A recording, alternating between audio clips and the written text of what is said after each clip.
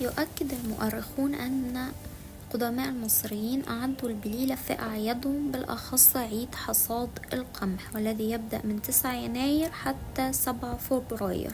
لذلك ارتبطت البليلة على وجه الخصوص بعيد حصاد القمح قديما، وكانت تضحى البليلة في المنطال الفخاري الذي يوضع به الفول المدمس، وتدمس تقريبا على شاكلة الفول لدى الفرعون المصري القديم. ولا يزال يستخدم الفخار في إعداد البليلة في قرى وربوع مصر المختلفة.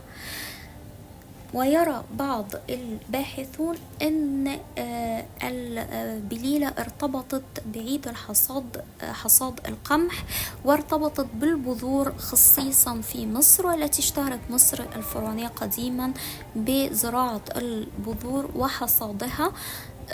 وحصادها قديما، ومنها القمح.